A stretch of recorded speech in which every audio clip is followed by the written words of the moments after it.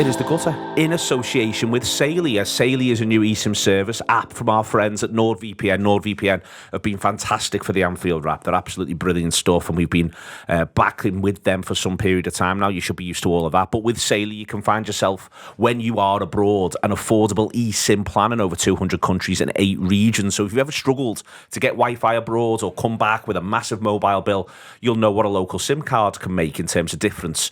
An eSIM gets you an internet connection wherever you travel, and it saves you money on roaming fees. It's 24/7 chat support as well, should you get any issues, and a full refund if your eSIM is not fully compatible. So what you need to do is to download the Reilly app onto your phone, scroll through the plans and choose the best one for you, and then follow the very easy instructions on the app to install the eSIM. I know that Ash, Josh, Craig and John will be doing this when they're off to the Far East. So the Reilly eSIM will then be activated instantly when you land into your destination. A lot of Anfield Wrap subscribers have already got in and become part of this, and in fact it was brought to us by a subscriber, which is very, very good indeed. More of that, by the way. Do all the heavy lifting for us where you can. That'd be marvellous. They've taken advantage of the service and downloaded Reilly in the App Store, or by scanning the QR code, which will currently be on screen.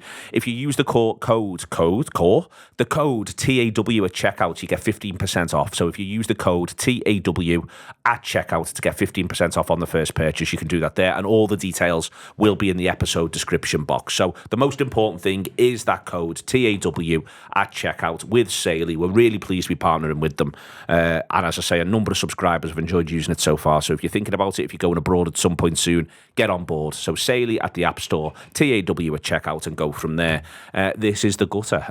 It's been a big week for the Gutter, for general Gutter bits and pieces. Mo Stewart. I want to start off with sort of general states of play. Ekitike and Isak. Ekitike, Liverpool have supposedly gone for. Yep. There's talk the door is closed on Isak. Earlier in the week, when John spoke to Ben Jacobs, one of the things that Ben said was, I suspect this will get resolved quite quickly. Yes.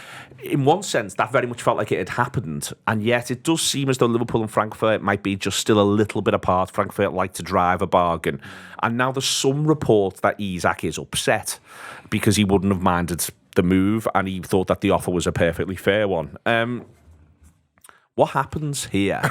Because the longer it goes without Ekitike, there being a fee agreed, and it all feels as though it's coming together. And Liverpool are about to go away on tour, is what I would say. And I wouldn't have thought he's that likely to join up part way through. Could be wrong, but I wouldn't have thought he's that likely to join up part way through.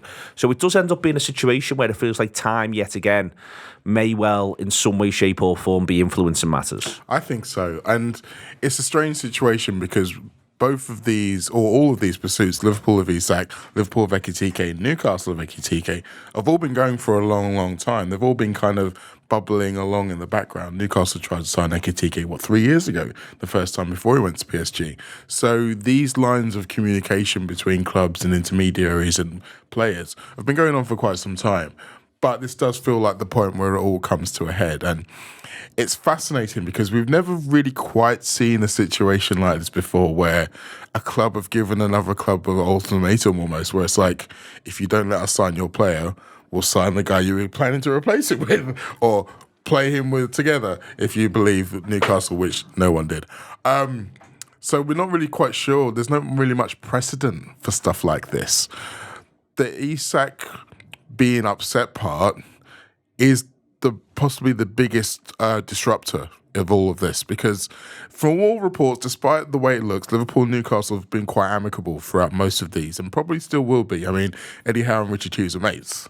Yeah. So there have been a lot of more informal conversations than you'd have seen a lot of times in these kind of discussions. But the fact remains that a lot of the Liverpool's encouragement was the Newcastle were very much, he's not for sale, he's not for sale, he's not for sale. The small but is if he becomes agitated and upset. So Liverpool may have heard from Newcastle, no, we're not selling him, doesn't matter. Liverpool like, okay, cool, we'll go on to plan B. But then Isak has come back in and kind of muddied those waters. So it just depends whether Liverpool are really ready to let go of plan A completely, and whether Newcastle are suddenly like, well, we don't want an upset player on our hands, so maybe we do need to come to the table, and what effect that has on Frankfurt. It's funny because it kind of reminds me a little bit of the situation happening at Brentford, where there's only one player who's going to be sold, and there's kind of like two discussions happening at the same time. Is it going to be this one? Is it going to be that one? And I still don't know which way it's going to go. Liam McCowan, I'm struck by, as I say, I'm struck by the time. I'm struck by the idea. It felt like it was moving quickly. Even just 24 hours ago, I was at the point of, well, Ekitike will be playing for Liverpool next season. That's what it looks like. I still actually am much more in that camp than in the alternative one. But I also, off the initial reports, it felt like Liverpool and Frankfurt had all but basically come to an arrangement. And then it feels like that's just sort of weakened. And we're always doing this. It's on ifs and buts and tiny margins and a little bit of language here from an aggregator there or from someone else who says they're close to the deal. Knowing reality in these situations is really, really difficult and really, really hard. But any stutter, I think, is going to create the space for the possibility, at least, that Isak could elbow his way back into being considered by Liverpool. Yeah, I find it fascinating, this whole transfer stuff, because there's so many people posting about this, there's so many people talking about it, and then, you're in a group or you're in a WhatsApp chat and all of a sudden loads of stuff's coming and you're like, oh, this is happening, and then it's changed and then it's gone the other way. So I never know which way to look on it, if I'm being completely honest. I'm really interested in genuinely what you guys think about who you prefer on whether you'd like Ekitike or Isak. I'd love the answer to that question, to be honest with you. This is a difficult one because I think Isak, as of right now, is definitely the better player. I think if we get 2 years down the line, is that definitely still going to be the case? I don't know. I feel like we as a club have the kind of setup that would allow a player like Ekitike to really bloom and blossom. But the flip side of that is that we felt that 2 years ago with Núñez and it didn't work out. So are you in a situation where you feel like you can take a risk on what might be a project, even if it's a slightly more enticing project than Núñez was? Or do you want the guarantee, even if the guarantee might not necessarily last as long? We are still thinking about the future of Liverpool without Mo Salah. Do we want to be buying another guy who we're going to have to think about replacing sooner than we'd like? So I don't really think that there's a definitive answer there either. Because I was having a look at the numbers, and like, if you have a look at our number 9, it was split pretty much between 3 people last year. Yeah. So I don't think if we didn't get the one, we'd be in that much of a pickle. I think we could handle, maybe a couple of people covering. You've got Kaiser who may be able to have a chance to have a go at it and stuff now as well. So I'm torn, and I'm probably torn by which way it looks like in the press we're going. Well, Kev, I want to end there, Leon, but do answer answer Leon's question now, Kev, in terms of which one would you prefer? Obviously the preference would be Isak, but if we're taking most point of view in terms of its risk and reward, isn't it? Because there's nothing to say that Ekitike can't be an Isak, and then you've got him for cheaper. You've had him grow in the club, get to know the culture of the club, get to know the fans, be in the ground, enjoy being a Liverpool player, and we get to do that journey with him. That as a Liverpool fan, that's quite attractive to me. It's about my pragmatic brain, and if there was no risk involved, that makes it harder. It's just the risk that makes Ekitike slightly lower in my pegging order there. I want to use this and sort of move on to Diaz and Elliott as part of the conversation here, Kev, because, as I say, I think Leon's asked the big question in a number of ways. Diaz appears to be keen on Bayern Munich. In the same way that Frankfurt will drive their bargain, there's the possibility of Saudi Arabia involvement as well with Diaz possibly, but Liverpool will drive their bargain with Diaz to Bayern. And Liverpool's position, it feels to me, has just simply not changed. They are happy not to sell Luis Diaz. They're very happy if Luis Diaz is still part of the squad. There is an amount of money that if someone offers, that's what it'll be. And if this all feels, as I say, all the way through this, it's just looked to me like the most quintessential modern Liverpool thing ever, which is, it's this much money, or he's going to keep playing for us. Yeah, it's almost back to, remember the opportunistic line that Richard Hughes had? It's a very opportunistic sale in that if they make the money that we want to make, then fantastic. But then there is also risk with that because we've got a player who's bedded in, we've got a player who understands the system, we've got a team that understands the player. He's 28, he's still in his prime, we've got a good 2 years coming out of him. You could risk that all by bringing in a Rodrigo. You could spend a lot of money on a Rodrigo. You're still facing some of the challenges with a Rodrigo in terms of his internationals. He's still going to travel quite far to Brazil for those and all that kind of stuff. that's a really difficult. I've always been a big fan of Diaz, particularly his versatility over the last season. He came in really, really handy in the middle, used as that sort of number 10. I don't like framing him as a 9 because he wasn't a 9.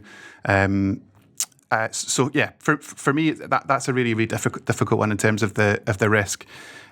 Ultimately, it's up to the player, isn't it? Because you don't want a player getting upset. If he's apparently agreed terms with Bayern Munich, then the club have to be smart and move in that direction if needs must. I think the thing with Diaz, and I think one of the difference between him and Ekitike is I think that Luis Diaz has made it explicitly clear that he wants to leave. But I still think that if he didn't leave, he'd be all right. I still think if you look back at most of the interviews he's done this season, he's talked about how much he enjoys playing for Liverpool. Like this is not a guy who feels like he's desperate to break out and he's having a horrible time. I mean, he sung his song at his own wedding. like that does not sound like someone who's not enjoying being a Liverpool player. I didn't know that. I love that. Yeah. He actually hired a band to play his own song and he sung along to it at his wedding. It's great. It's wonderful. Go out and watch it. So I think that to Neil's point where if the mark's not hit, he's staying, I think that would be all right. I think you'd be able to sell him on that. I still think that you could also sell him on the idea that at least one of the clubs that he still wants to go to would probably be still interested in him 12 months' time. So I don't think that would be as much of an issue. I think the fact that he does cover 2 positions makes it interesting in terms of if Liverpool were to sell him, who they'd look to replace him with. Because if you're looking at Rodrigo, and Neil's got on his agenda Anthony Gordon as well, between the two of them, I think Rodrigo is probably the better talent, but Gordon's probably the more versatile footballer. And I think that versatility might be something that's higher or one of the highest things on our priority list as we look to kind of reshape this forward line. Rodrigo's played in a lot of positions for Real Madrid. It's whether or not he wants to be. For me, the complicated Rodrigo thing is, I think, part of why Rodrigo A, wants to move and B, should move is I almost feel like he needs to go make home somewhere. Yeah, and I mean both literally a place, but also somewhere that cherishes him and also says, for us, you play here. Yes, like I think that if I was Rodrigo, that's the thing I'd most want from the next club, to be fair. Yeah, and one of the reports you've linked in this agenda says that he wants to go somewhere and be the star of the club. Now, I'm not sure how much he knows about Mo Salah, or even Florian Wirtz, for that matter. But I think the idea of him being the star of the club for him is someone who is going to be in the starting lineup more often than not, who's, like you say, is going to be able to make a home in his position. And I think he has been also vocal. I don't know how true these reports are, but we're seeing reports of him saying that he's frustrated a bit being shunted out on the right-hand side. He wants to be on the left side. He wants to prove to everybody who thought he couldn't play there that he can play there. So while there is versatility baked into him, and naturally, I think he's the kind of player who, when he's talking to his new club, if they say to him, we want you to be here, it's going to make more of a difference than, say, Anthony Gordon. Whereas you say to him, we think you can do this and this, he'll be like, sound.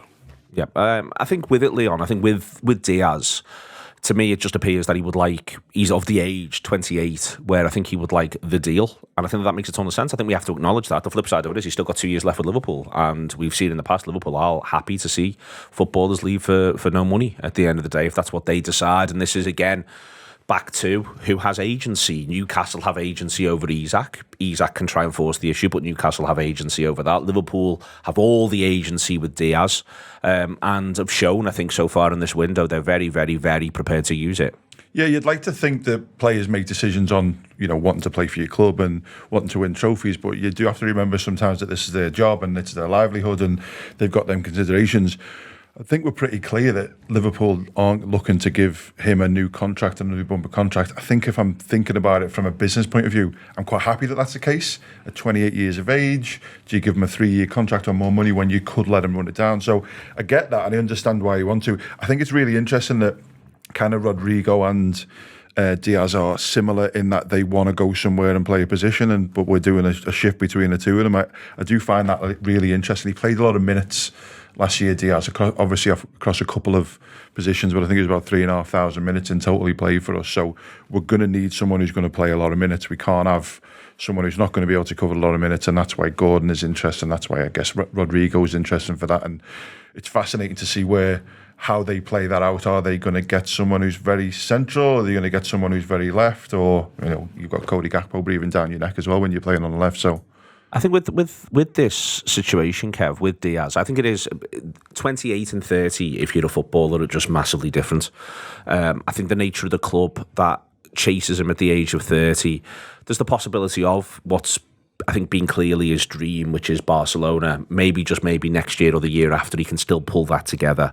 But I do think for a footballer, 28 is the year where, when you sign your contract, that has you the club that you want to be at until the age of 32, 33. I think, and sometimes life just doesn't work that way. Diaz has ended up being one of those people for whom, whilst being, earning an unbelievable amount of money and getting to play football, I want to be clear, and play football at the highest level for Liverpool, and as Mo says, he seems to really like it.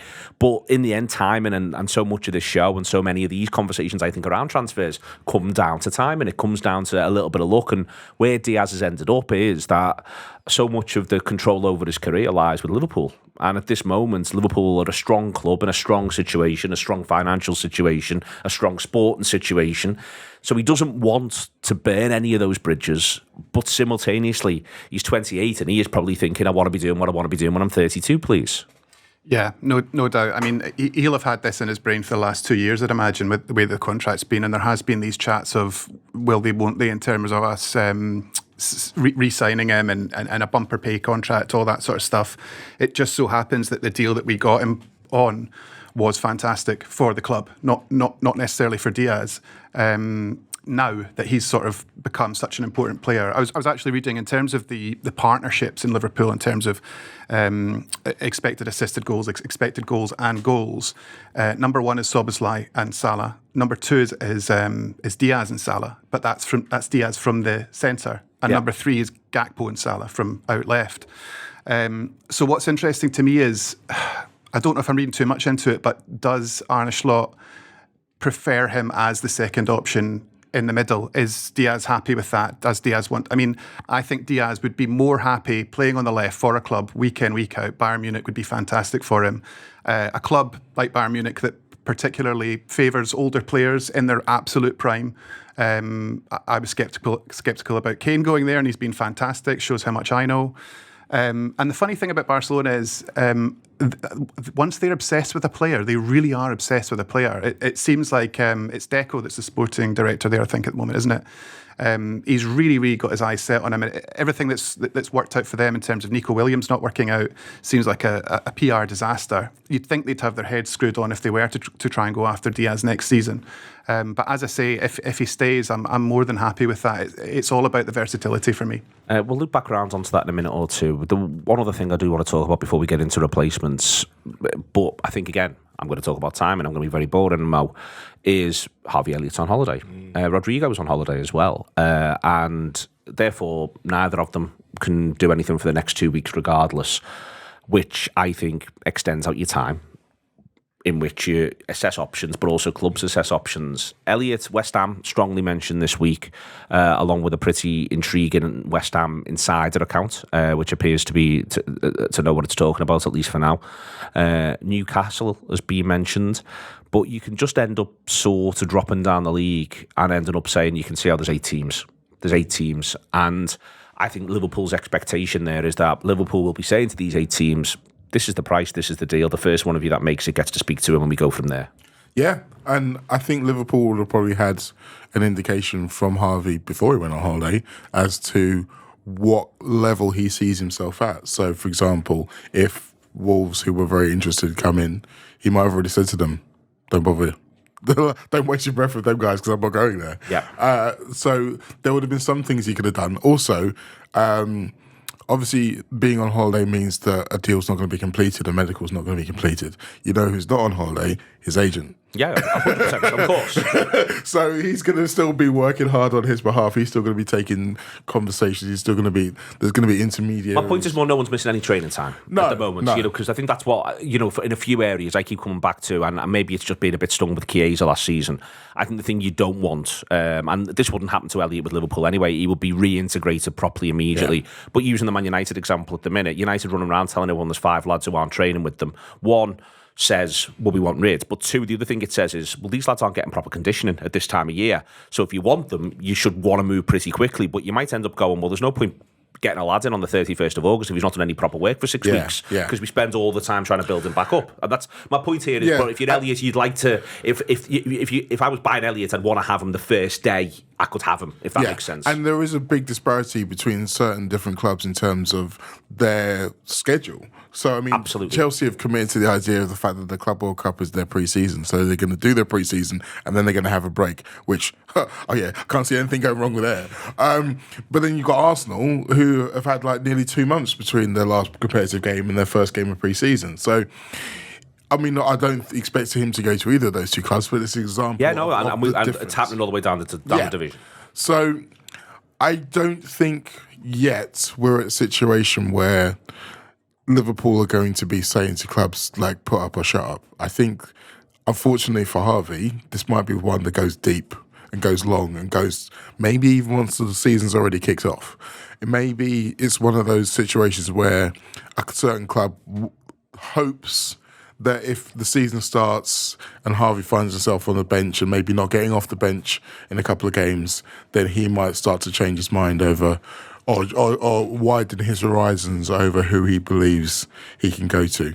But again, I just think that the price that Liverpool are putting him at 50 million, or is it 40 with a sell-on of all 50 million is what's been reported. I think 50 million is the idea for Liverpool. Kind of takes out of the equation a lot of European teams. It does really feel like it's probably going to be the Premier League. So, do you feel that 50 million is the sort of English premium for an English team rather than...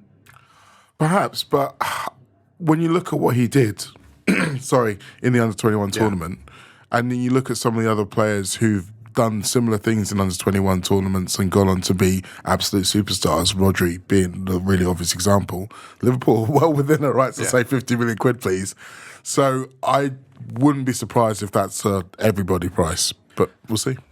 Kevin Leon can play a game. They can be Harvey Elliott's agent. Newcastle United are interested, and then everyone's interested from Forest down, apart from Spurs and Manchester United. Manchester United can't do it, and Liverpool and Manchester United complexity with the dealings. What course of action are you advising to Mr. H. Elliott?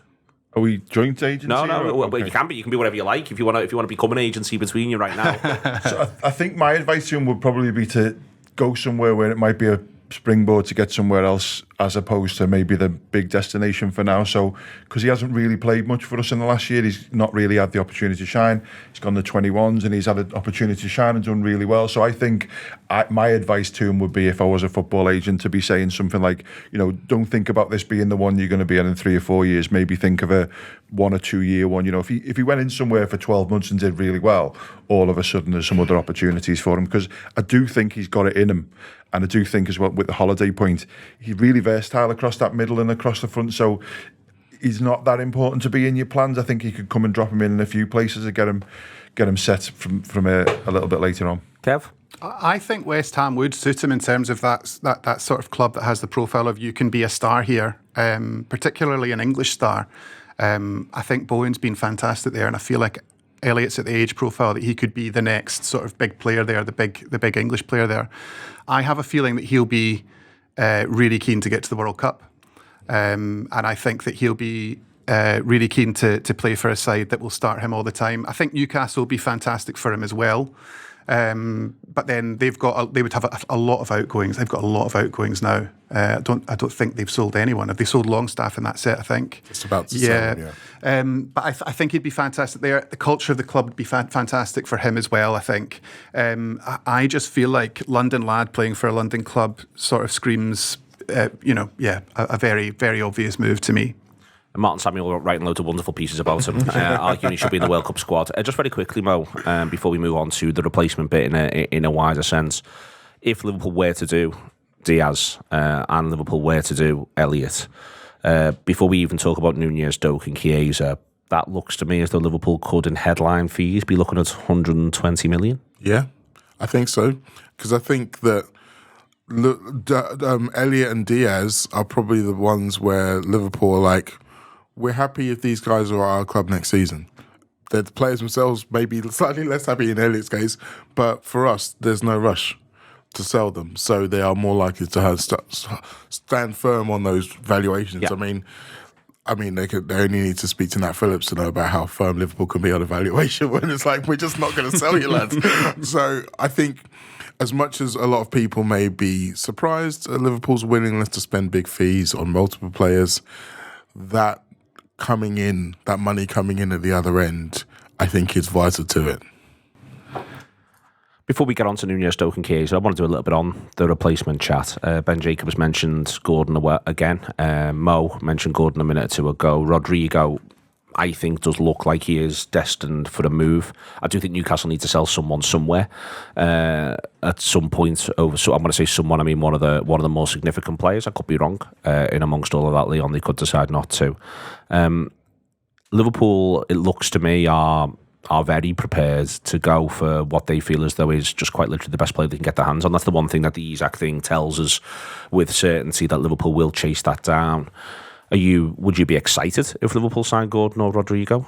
I love Rodrigo. I'm all in on Rodrigo for the record. I think he's brilliant. I love the way he plays. I love his versatility. I think he's excellent. So I'd be all in on that. I'm less in on Gordon, and I apologise, Neil, because I know you love him. I worry a little bit too much that we're a bit excited about the needle with Everton on Gordon and not as excited about how good he is. And I think he is a good player. But I think he's because we're talking about transfers and stuff like that. Like, if I was a footballer of a decent level, I'd love to come and play for Liverpool right now. Like, you know, the stuff that's going on, the opportunities, the chances, and I think we'll have a lot of opportunities to sign a lot of lads who would be that level. Again, if I was trying to pick between the two, and I think I would go for Rodrigo, but I understand why people would go a different way. Well, I think the other thing on Gordon, it's worth pointing out, is it's a homegrown thing as well. He ticks that box, and that to me is no bad thing. I think there is a lot to be said as well for the best players I like the idea of the best players from Liverpool playing for Liverpool. I like that. I do just genuinely like that in theory, Kev, full stop. I think there's no reason why, certainly if Diaz were to move on, there couldn't be both from Liverpool's point of view. But you are then stepping into the space of, is this just too much disruption? Is this just too much business that Liverpool are trying to do? And at some point as well, they have already spent a lot of money. It's worth pointing that out, I think, in our heads, because it was like one block of money and then there's a break. We've gone, well, that's that bit. And now it's, at some point Liverpool will have in the back of their minds that, they do like to recoup as they go. We've just talked about 120 million. We will talk about Nunez, Doak and Chiesa. How are you feeling on Gordon, Rodrigo, or for that matter, anyone else you can think of that the Reds might be looking at? I like both of them. And like you say, I like Elliott for the homegrown aspect. We do need to look into that, and the club will be on Elliott that. or Gordon, sorry? Sorry. Gordon for the homegrown aspect. Gordon for the homegrown aspect, sorry, instead of Rodrigo. For me, it's all about the versatility, though. I'm not a big fan of players playing somewhere where they haven't played for the previous club. So, for example, Gordon's not done a lot in the sort of central position. And I think that the person that we bring in, either of those or someone else, needs to be able to be functional in that position. If Diaz is going. Exactly. Um, and even allowing for signing Ekitike, you still need to be someone who's going to... Especially there. So, it is an interesting one. In terms of the upheaval, this is something that's been on my radar. But then, Chelsea and Nottingham Forest have proved otherwise. They've had big summers and it's not caused too much of an issue. Chelsea, I think, couldn't fit all the players in the dressing room, which is absolutely, that's crazy. But also, I'm also expecting some upheaval this season. I'm not trying to put a dampener on all of our business, but we have signed quite a few players in key areas. We've lost one extremely prominent player. So there is going to be some bumps along the way, and that needs to be considered. I'm not a huge fan of bringing in loads and loads and loads of players because we're not playing Football Manager or FIFA. So I think that will be considered. I just think that all moves will have been calculated and will be dealt upon those risks in terms of bringing other people in. I think if we did bring Ekitike in, it might be a bridge too far to get rid of Diaz and bring someone else in on the left, and the focus will go back to the centre back. On the disruption point, Mo, I think there's a little thing here where it seems to me like Liverpool are positioning themselves for the next 3 to 5 years. That it's one eye on 27. I think Liverpool will be looking to replace Mo Salah with Florian Wirtz and whoever ends up being number 9. That will be the plan. That is the Mo Salah solution. Salah goes, and this becomes the absolute hub of the way Liverpool attack. And I think they might even want to move towards that season beginning 26-27. That becomes a little bit of a direction. But I do think there is a thing here where Liverpool may well have spotted this window, this summer, given everything that's going on in football in general, everything that's going on elsewhere, and thought, this is our time to move. And if we move, we put ourselves into a position where we've got the nucleus for the next 3 to 5 years. Yeah, and I mean, maybe they're influenced by the fact that they did it 2 years ago in the midfield and it seems to have worked. Yeah. And the idea of everybody growing together and building their chemistry together and potentially all still being together for the next 2 to 3 years might be something we see. I still, like Kev, I still balk at the idea of the saying we're only going to have 2 of the 6 attackers that we had last summer. Same. I mean, literally, during the transfer game, we were told that wasn't allowed. Yeah. But for good reason. For good reason, yeah. But it's all right, I'm not going to start picking it again. But these are extra, special circumstances. And I think we have seen Liverpool been so reluctant at certain times to not go into the market when it's at a deficit for them, or when it's not a good market, when there's not good players. I think there is still a little bit of a question around valuations for a lot of these players, but it does seem like we're in a situation where a lot of good players are currently moving. So maybe this is the time when they look to capitalise on them. My big thing about it is, if we are going to think about Salah as replacement in 2 years' time, what does that say about Ben Doak? Are we committed to the idea that he might still be worthy of that in 2 years' time? Or are we just still thinking that he's more value to us right now as a saleable asset? His stock off the back of a very good loan to Middlesbrough is higher now than. But would you make an argument to keep Doak? Because I've got the 3 here and I wanted to sort of go with that. I think I'm going to presume none of you are going to make an argument to keep Nunez. You'd all say we just get the biggest price we can at this point. Yes.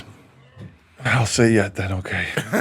Would you argue? Would you keep Nunez? I'd wanted to move him with me. I'd really love him. So I was not expecting that. Okay, that's quite the move. Excellent. Would you let Nunez go? I would, yeah.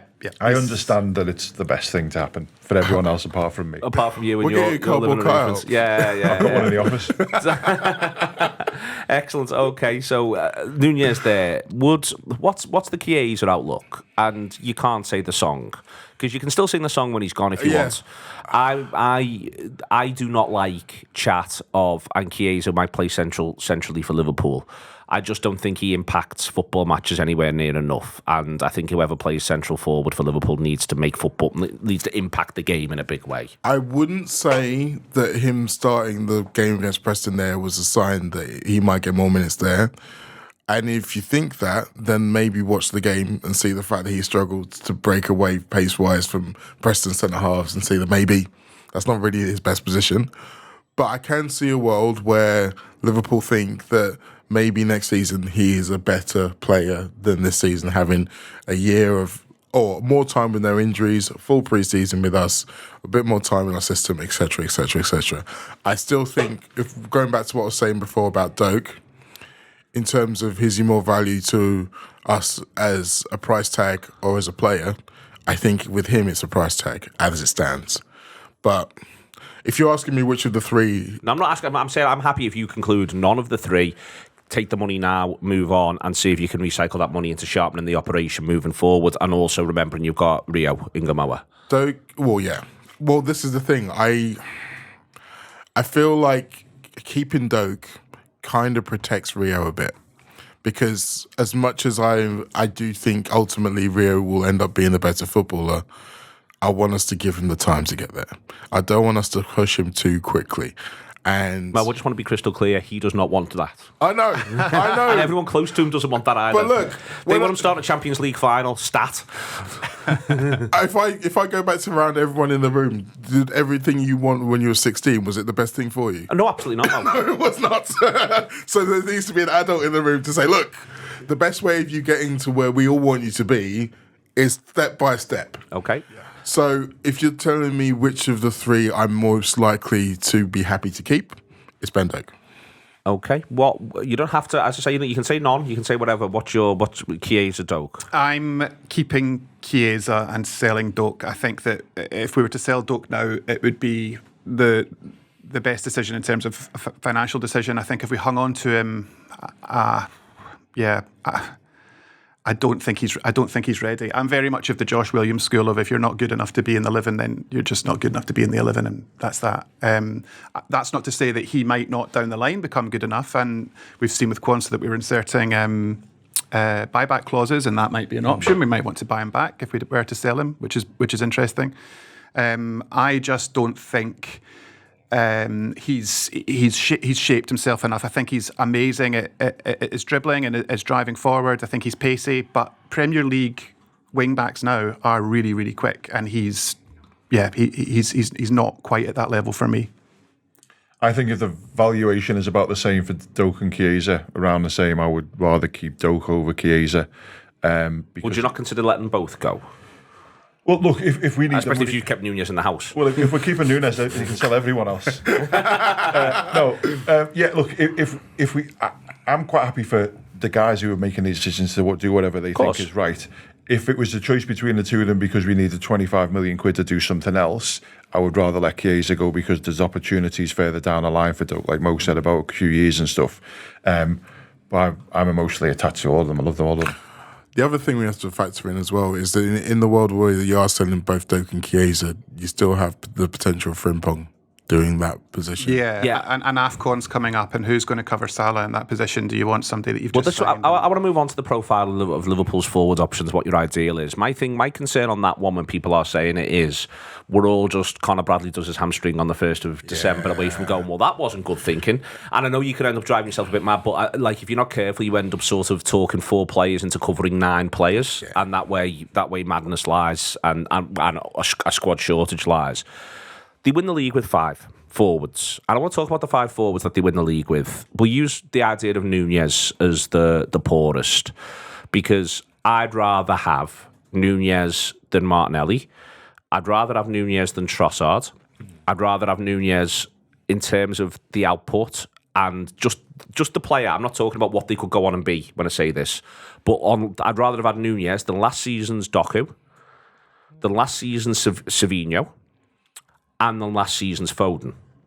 Okay? We're getting into this, keeping them, aren't we? No. That's not the point. That's not my point. My point is that part of why Liverpool win. So I'd rather have had Nunez than Nweri. Now I'd rather have Nweri than Nunez moving forward as a footballer. I'd rather have Savio than Nunez moving forward as a footballer. Yeah. Foden in general, when he's on his good season, I'd rather have Foden than Nunez. But my point is that last season, my argument here is Liverpool end up where their weakest of their 5 forward options is better than the majority of the forward options of Arsenal and Manchester City, and that's with 5. Yeah. My concern, Mo, in general, I think that there's 5 plus Elliott and Chiesa, but neither are that important, if we're honest. In terms of winning the league, neither are that important. I think that there's 5 who are in that position is really, really crucial to our success last season. That's why so City have got Haaland. Let's group together, and I don't mean this, but let's group together Salah, Saka and Haaland. Okay. Just group for the purposes of this argument. Let's have one option on Let's have the version of Saka that Arsenal supporters are convinced is the real one. But also, I do think that version of Saka happens at some point. At some point, it becomes 2020. Saka, 20 goals, 20 assists. Haaland is potentially 40 goals. Salah's the greatest thing that's ever happened to football in our lives. So there's that box. They're all in that. And then you can make and I really like Havertz. Other people don't, but I really like Havertz. I think Marmoush looks great. Yes. But you could even extend the argument I'm making to say that you'd be happier or as happy with Gakpo, Diaz, Jota or Nunez as you would have been with that next group that everyone else has got there, and then their other options are all poorer. What's your ideal profile for Liverpool then going into next season in terms of what we're up against and in terms of trying to win the league? So you look at around and you think, have any of them improved that? So Arsenal potentially, with Victor Gyökeres, have added another one into that group who you'd say would be on par if it goes well. I'm sorry, you'd be prepared to put Gyökeres into the Salah, Haaland, Oh, no, Saka no, group, no, into the Havertz, Gakpo, call it the Havertz, Gakpo, and Marmoush group. That's okay, right. sounds, Yeah. Oh, yeah. No. Those three are boxed off. I mean, the closest player of any of those three teams has got to joining that is Florian Wirtz. Oh, by a mile, but I'm just classing him as a midfielder for now. I might come back onto that. Yes. Go on, But that distinction is important because obviously there is lots of talk that he's going to join the forward ranks, and then you're looking at him as part of a group. Then he does improve the ceiling. I don't think as yet the City have. They haven't bought any forwards yet, have they? Well, the Shirky. So City have ended up with Shirky and they've got Oscar Bob. Now, Oscar Bob, I think, falls into a category that's around where Doku is and could improve and impress, where Foden was last season, could improve and impress. And I think it would not surprise me if Savinho jumps a level. Yeah, so I believe Savinho and Foden will definitely be better than they were last season and will definitely become good attacking players for City. I like Oscar Bob. I don't know how long it's going to take him to get back from this injury to where Such a bad one. It was a really bad one, but he looked like he could go on to become a real player.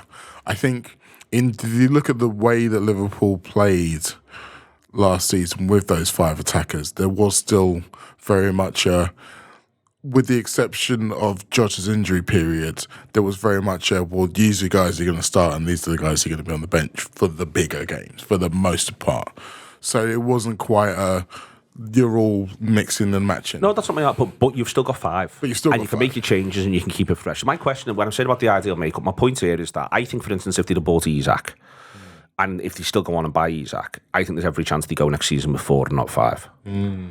I think that the way it all has to work, the ins and outs. My point is more here, what I want you, the three of you, to get to is genuinely, I just want to know what is your ideal without being very football manager about it and end up saying, well, we can have 8 because it doesn't matter.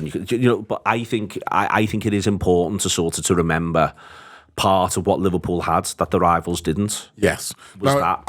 I think the minimum I'd want is 5. And when I say 5, I Minimum's mean 5. Minimum.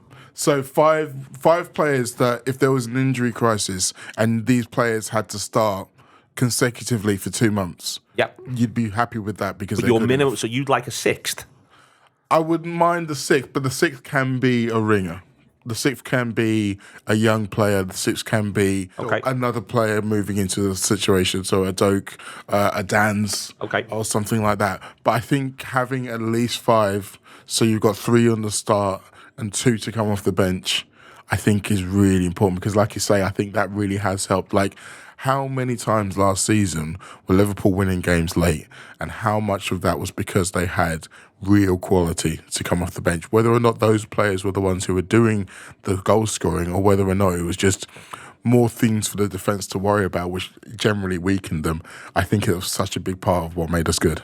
I'm happiest with 5, and that's just the freshness aspect of everything I want. I think with 6, you're running the risk then of having someday, we've got 5 firing or maybe 4 firing, and the 5th is coming in, and the 6th is just sitting there doing nothing effectively, or playing FA Cup games early rounds. I'm all about the freshness and the versatility, so I'm probably happiest with 5. The big question is the January AFCON question for me, because then you need 6. Yeah. If you know what I mean. With Salah's gone, you drop down to 4, and then I'm a bit funny about it. I want every single position covered, but that position can be covered by the same bloke out wide or in the middle. And I think that suits someone like Diaz down to the ground. I'm not sure it suits someone. I don't want to do Cody Gakpo a disservice, but there were times last season where he was absolutely shattered. League Cup final being a good example, coming back from injury. And you've got to make those allowances as well. So when players are coming back from injury, you really need that freshness. And I want the rotation, and I want everything to be nice and fluid there. Yeah, I would say we need at least 5 as well. I'll be on the same boat as well. We had 2 lads mostly doing the left. We had split the middle between three. And I think the weird thing is that like the one place we could probably do with something else is on the right, and they ain't going to get a game. Which is a problem. That's one of the reasons why I don't think you can end up at 6, because you just end up in the situation where you're saying, well, he's not going to play. Yeah. Because Liverpool put the money on the pitch and they've chosen to give the big fella all the money. And he's going to... And you can't even really do a situation where you say, well, the sixth is a young player and we send him out on loan for 6 months, and then when AFCON happens, we bring him back into the fold. Because you like him to be in and around it. And also, you just can't do that anyway. The registration runs till January and AFCON's in December. Well, December and January, but it starts... I think the last game they'll play will be the 13th or 14th of December. Okay. The first match of AFCON's the 21st of December. Oh, is it? Yeah.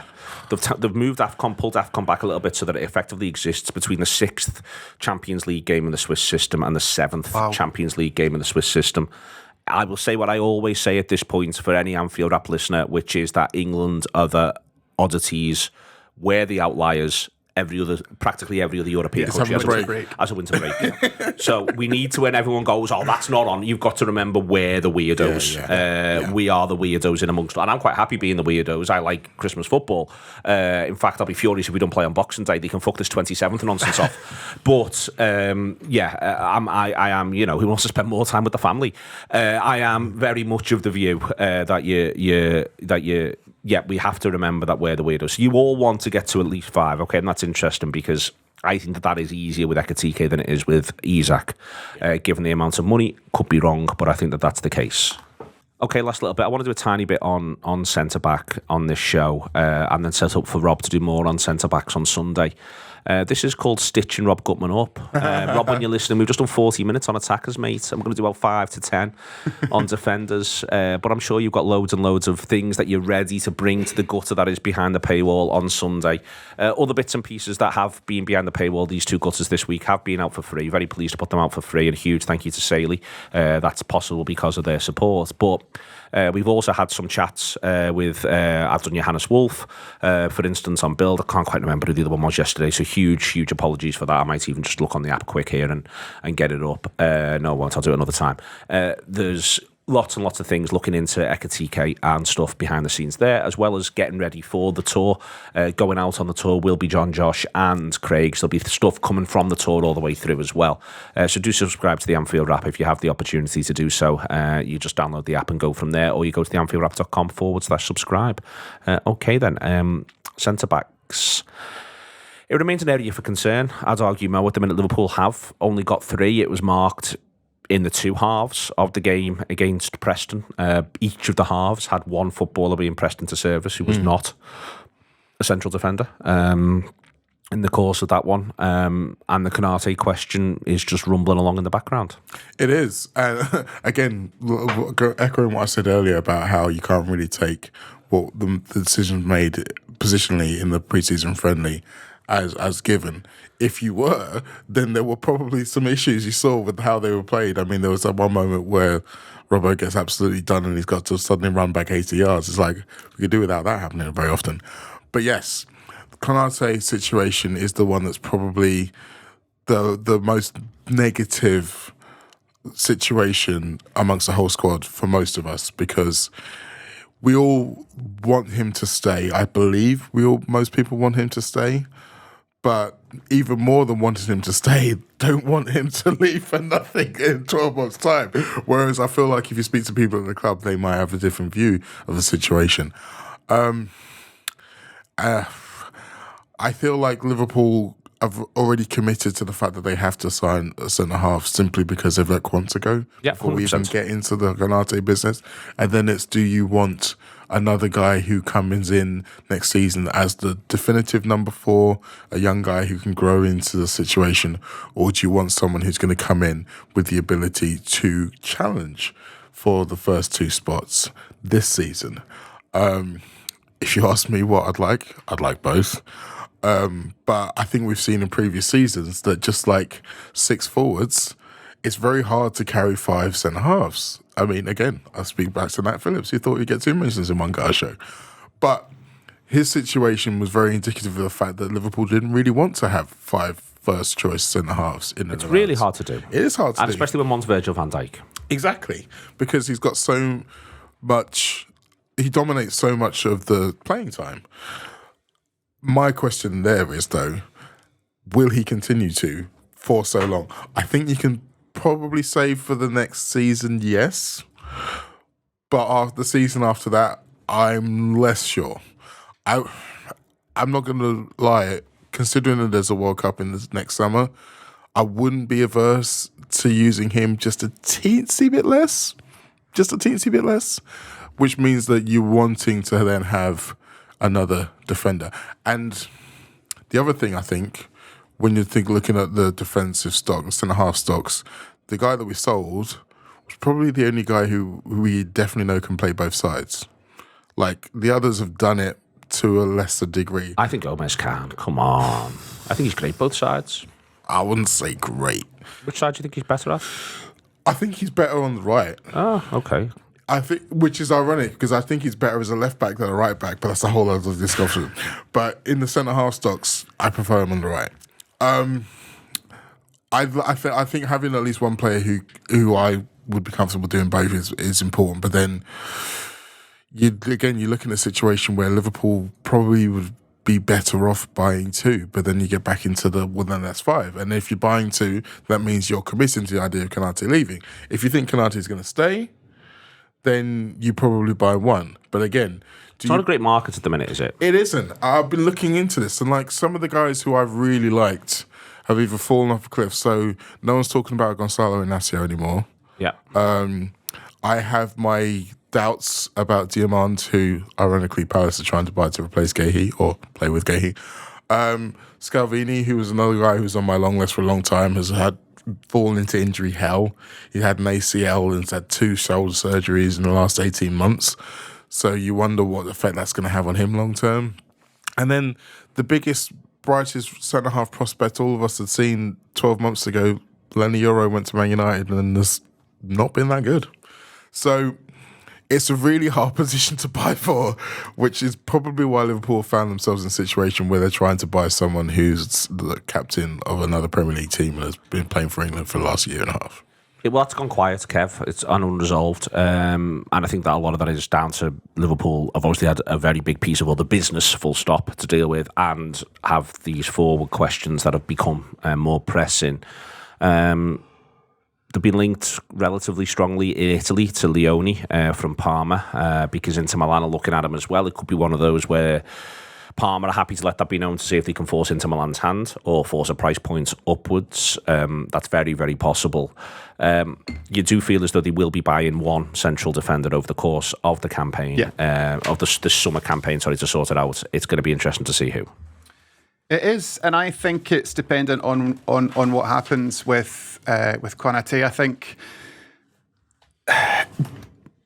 Do you want to hear my sort of La La Land theory? Go on, I like it. That's what we're here for. Absolutely, more than anything, to be honest with you. My La La Land theory is that things have gone quiet on Gahey because we're getting somewhere with Konate's contract. That's what I'd like to think. I think that Konate is the future captain of Liverpool down the line, this sort of 27, 28 timing. And I think that we're looking at a younger profile, not to replace one of the starters, but to be edged in maybe as a Van Dijk, not successor, but somebody who can be starting alongside Konate. I initially I didn't like Gay. I do now, and what I find interesting about him is that he sort of complements the things that Verge. I was going to say what Verge isn't good at, but that's ridiculous because he's good at everything. But some of the weaknesses that he might have, or which is interesting. So obviously Van Dijk in the air and then Gay not in the air. Van Dijk's passing, but his progressive carries, his blocked shots and his tackling, those statistics are quite well. But then are quite good. But then you've got to bring into mind that obviously Crystal Palace face more threat. Leone's interesting. I've mentioned Jarell Hato before, and then I watched your video the other day and realised he's actually a left back. He might become a centre back, but so far he's played left back. Right, and he has the profile to become a centre back. It's not Endel, it's not Bajcetic, so it's going to be somebody else, and I don't think it's going to be two. So that's my sort of La La Land theory, is that Konate signs a new contract. The biggest hitch in this all is not is not so much Kanate not agreeing the funds that he wants for his contract. It's more that he's had a chat with Real Madrid and they've said, we're having you for free. Is that cool? And he said, yes, sound. That's the biggest issue. And then Liverpool are in a detrimental position. Yeah, it's centre-half is the thing that keeps me awake about Liverpool Football Club for the last 12 months or 18 months, to be honest with you. There's a few reasons for it. I mean, right now we can't bring a centre-half in who maybe we could play in the full-back position for a little bit because we've got loads of full-backs. Yeah. So we haven't got that option to like bed someone in and stuff like that. I've got this niggling concern that Virgil van Dijk is the greatest human being ever invented by God, and therefore anyone who plays next to him is really looking much better. And when he does step away, does that mean Kanate maybe wasn't as good as we all thought he was, and maybe we should step away from him? And then you've got the challenge around Joe Gomez, who, if you give him 6 games on the spin, he looks like the greatest centre-half since Virgil van Dijk. And then something happens with the injury stuff. So I've got my fingers crossed that we're going to do we're going to just replace all our centre-halves with 4 centre-halves when Virgil's contract's finished in a couple of years. Just a big sum of centre-backs. Yeah, The fantastic four. 2 years' time, or maybe 3 years' time if Virgil does another year, and we just have a big. That's Get it. 4 in, get Bastoni and a couple of others, and we'll just smash it. I mean, that feels like a plan. Say what you want. I like the idea we've gone through different variants of plans here. And yeah, I think the Hato thing is really interesting because he's going to be, I think he will end up playing central defence in the fullness of time of his career. It's just as, the point that Leon makes is that Liverpool have got 3 left backs currently on the books, and you can't do the whole sort of moving around. Okay, this has been The Gutter, sponsored by Saley. Huge thank you very much to them. Excellent stuff indeed. If you've enjoyed these images, and why wouldn't you? 3 resplendent men in front of me. Huge thank you to Ash O'Rourke. For the sounds, we've had Jimmy and Andy looking after that in different ways. All exciting stuff and potential change at the Anfield Wrap as we move into August. But thank you very much to Mo, to Leon, and to Kev. I'll hand back over to Rob from his Portuguese garret for Sunday.